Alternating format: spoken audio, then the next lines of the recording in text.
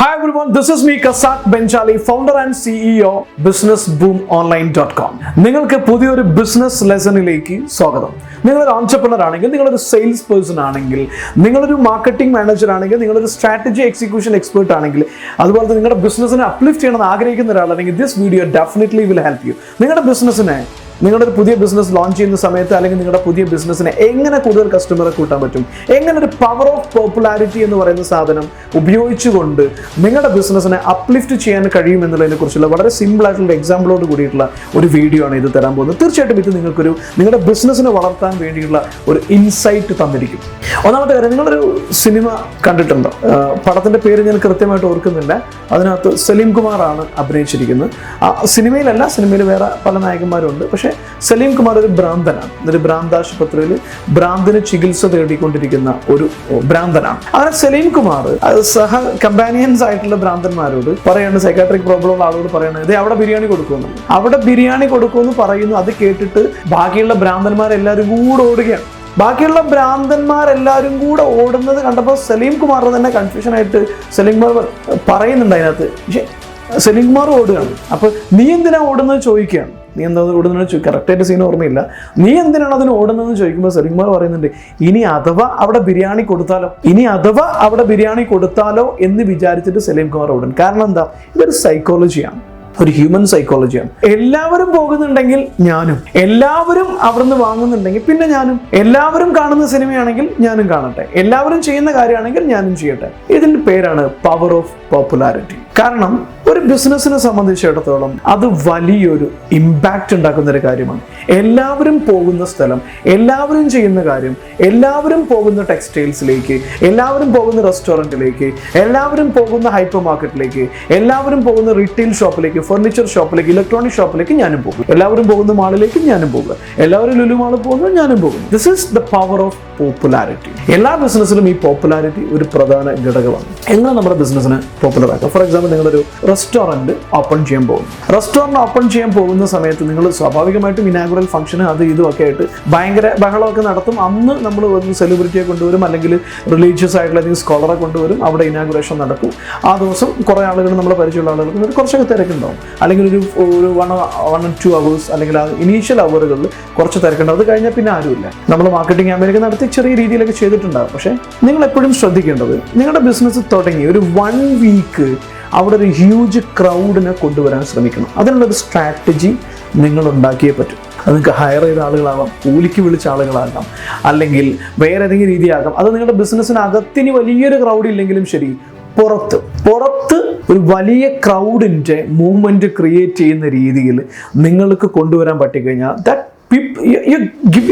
creating a feel of popularity. ആ huge crowd അവിടെ ഉണ്ട്. ഒരുപാട് ആളുകൾ അങ്ങോട്ടും ഇങ്ങോട്ടും ഇങ്ങനെ പൊയ്ക്കൊണ്ടിരിക്കുന്നുണ്ട്. ഒരുപാട് ആളുകൾ അവിടെ കയറി ഇറങ്ങുന്നുണ്ട്. So something is there. അവിടെ ബിരിയാണി കൊടുത്താലോ? ഇതൊരു ഹ്യൂമൻ സൈക്കോളജിയാണ്.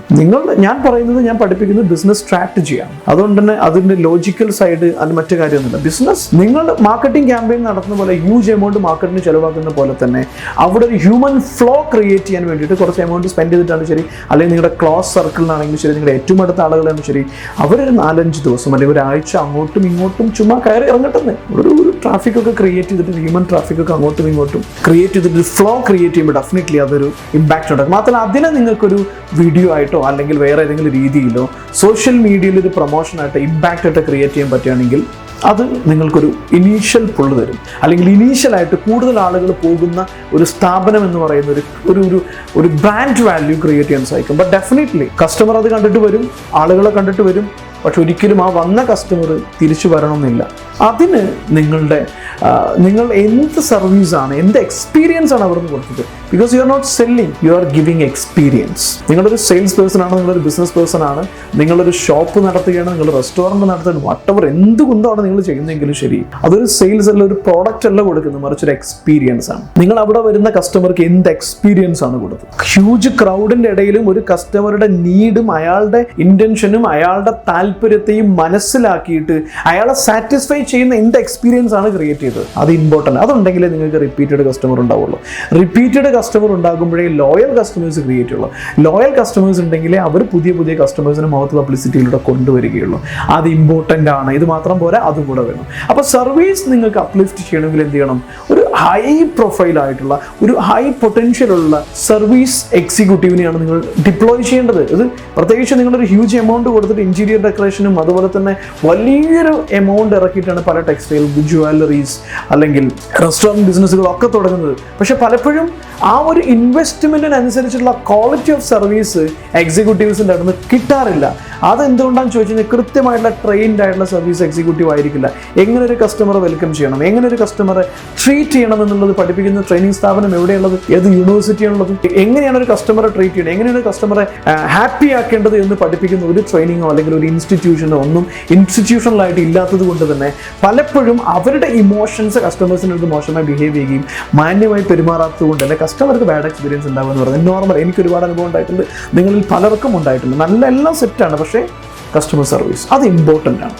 പവർ ഓഫ് പോപ്പുലാരിറ്റി എന്ന് പറയുന്നൊരു സാധനം കിട്ടിയ ആളുകൾ വന്നു കഴിഞ്ഞാൽ it is your responsibility to treat your customer and make him happy experience. അപ്പോൾ അതിന് നിങ്ങളുടെ ടീമിനെ നന്നായിട്ട് ട്രെയിൻ ചെയ്ത്, നന്നായിട്ട് ആറ്റിറ്റ്യൂഡ് ബിഹേവ് ചെയ്ത് ഒരു ബെസ്റ്റ് സർവീസ് എക്സ്പീരിയൻസ് ക്രിയേറ്റ് ചെയ്യുന്ന ഒരു കൾച്ചർ അതിനകത്ത് ക്രിയേറ്റ് ചെയ്ത് കഴിഞ്ഞാൽ definitely you will have A repeated business every time. Because നിങ്ങളുടെ മൈൻഡ് ഒന്ന് അനലൈസ് ചെയ്ത് നോക്കും, നിങ്ങൾ എവിടേക്കാണ് റിപ്പീറ്റഡ് ആയി പോകുന്നത്. നിങ്ങൾ പോകുന്ന ഒരു ഹോസ്പിറ്റൽ, റെഗുലറായിട്ട് പോകുന്ന ഒരു hospital, why do you prefer that hospital? എന്തുകൊണ്ടാണ് നിങ്ങൾ ഹോസ്പിറ്റൽ പ്രിഫർ ചെയ്തത്? ഒന്നുകിൽ അവിടെയുള്ള ഹോസ്പിറ്റലിലുള്ള ഡോക്ടർ നിങ്ങൾക്ക് ഒരു കംഫർട്ട് തരുന്നുണ്ടോ, അല്ലേ? അല്ലെങ്കിൽ അവിടെയുള്ളൊരു സ്റ്റാഫുകൾ, അവിടെയുള്ള റിസപ്ഷനിസ്റ്റ് അല്ലെങ്കിൽ പേഷ്യൻസിനെ അറ്റൻഡ് ചെയ്യുന്ന ആ ഒരു പേഷ്യൻ്റ് അറ്റൻഡൻറ്റ് നിങ്ങൾക്ക് വളരെ കംഫർട്ടബിൾ ആയിട്ടുള്ളൊരു എക്സ്പീരിയൻസ് തരുന്നു. നിങ്ങൾ സ്ഥിരമായിട്ട് ബാർബർ ഷോപ്പിലേക്ക് തന്നെ പോകുന്നു. കാരണം എന്താ? Why? There is only one reason, he is making you comfortable than other barbers, അല്ലേ? നിങ്ങൾ വണ്ടി സ്ഥിരമായിട്ട് സർവീസിംഗ് സെൻറ്ററിൽ പോകുന്നത് എന്തുകൊണ്ടാണ്? ഈവൻ നിങ്ങളുടെ അടുത്തുണ്ടായിരിക്കാം. അത് ഏറ്റവും മികച്ച സർവീസ് സെൻറ്റർ ആയതുകൊണ്ടാണോ? ഏറ്റവും മികച്ച എഞ്ചിനീയേഴ്സും മെക്കാനിക് ആയതുകൊണ്ടാണോ? No, you don't know. Even you are not sure about that, the capability of their competency, but still you are going there. Why? Comfort you are getting. Comfort is more important. That is something emotional. Emotional ആണ് sales. ആളുകൾ വാങ്ങുന്നതെല്ലാം ഇമോഷണലാണ്. ചില ജ്വല്ലറിയിലേക്ക് എൻ്റെ mother എന്നെ എപ്പോഴും കൊണ്ടുപോകാറുണ്ട്. So അവിടെ പോയി കഴിഞ്ഞാൽ അവിടെ നല്ല സ്വർണ്ണമായിരിക്കും. എന്താണ്?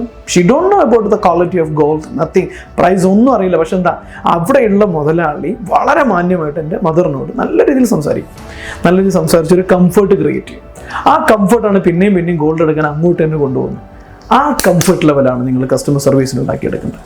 ആ കസ്റ്റമർ സർവീസ് ഒരു ഓണർക്ക് ഉണ്ടാകേണ്ട, ഒരു ഓൺട്രപ്രണർക്ക് ഉണ്ടാവുന്ന അതേ കസ്റ്റമർ സർവീസ് ആറ്റിറ്റ്യൂഡ് നിങ്ങളുടെ സെയിൽസിനും ടീമിനും, നിങ്ങളുടെ കസ്റ്റമർ സർവീസ് ടീമിനും എൻറ്റയർ ടീമിനും ഉണ്ടാക്കിയെടുക്കണം. അതിന് നിങ്ങൾ പ്രതിസന്ധി നേരിടുന്നുണ്ടെങ്കിൽ definitely you can call us.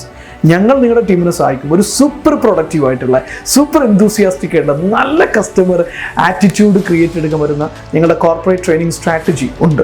അതിനെക്കുറിച്ച് കൂടുതൽ അറിയാൻ നിങ്ങൾക്ക് താഴെ കാണുന്ന നമ്പറിൽ വിളിക്കാം. അതുപോലെ തന്നെ നിങ്ങളുടെ ബിസിനസ്സിനെ ഗ്രോ ചെയ്യാൻ, നിങ്ങളുടെ ബിസിനസ്സിനെ സ്കെയിൽ ചെയ്യാൻ, നിങ്ങളുടെ ബിസിനസ്സിനെ വളർത്താൻ നിങ്ങൾ ആഗ്രഹിക്കുന്നുവെങ്കിൽ, നിങ്ങൾ കോമ്പറ്റീഷനിൽ വിജയിക്കാൻ, അതുപോലെ തന്നെ കുറഞ്ഞ പ്രൈസ് ആണെങ്കിൽ ശരി പ്രൈസ് കുറക്കാതെ കോമ്പറ്റീറ്റീവ് മാർക്കറ്റിൽ എങ്ങനെ വിജയിക്കാം, ബ്ലൂ ഓഷൻ സ്ട്രാറ്റജി എങ്ങനെ ക്രിയേറ്റ് ചെയ്യാം, എങ്ങനെ ജെ കർവ് ക്രിയേറ്റ് ചെയ്യാം, ഇതിനെക്കുറിച്ചൊക്കെ കൂടുതൽ അറിയണമെങ്കിൽ, കൂടുതൽ പഠിക്കണമെങ്കിൽ, ഓൺട്രപ്രണർഷിപ്പിനെ കുറിച്ച് A to Z പഠിപ്പിക്കുന്ന ഹൈ ബെനിഫിഷ്യൽ ആയിട്ടുള്ള സ്ട്രാറ്റജി പ്രോഗ്രാമാണ് ബിസിനസ് ബൂം. 1 വർഷം നീണ്ടു നിൽക്കുന്ന ട്രെയിനിങ് പ്രോഗ്രാമാണ്. കൂടുതൽ അറിയാൻ താഴെ കാണുന്ന നമ്പറിൽ വിളിച്ചു കഴിഞ്ഞാൽ ഞങ്ങളുടെ കൗൺസിലേഴ്സ് നിങ്ങളെ സഹായിക്കുന്നതാണ്. ഈ വീഡിയോ കണ്ടതിന് നന്ദി. നിങ്ങൾക്ക് ഈ വീഡിയോ ഇഷ്ടമായിട്ടുണ്ടെങ്കിൽ ഏറ്റവും അടുത്ത സുഹൃത്തുക്കൾക്ക് ഷെയർ ചെയ്യുക. അതുപോലെ തന്നെ ബെൽ ബട്ടൺ അമർത്താനും സബ്സ്ക്രൈബ് ചെയ്യാനും മറക്കരുത്, പുതിയ വീഡിയോയുടെ നോട്ടിഫിക്കേഷൻ കിട്ടാൻ വേണ്ടിയിട്ട്. Thank you so much. ഞാൻ കസാക് ബെൻചാലി. ഈ വീഡിയോ കണ്ടതിന്, എന്നെ പിന്തുണയ്ക്കുന്നതിന്, സപ്പോർട്ട് ചെയ്യുന്നതിന് ഒരുപാട് നന്ദി.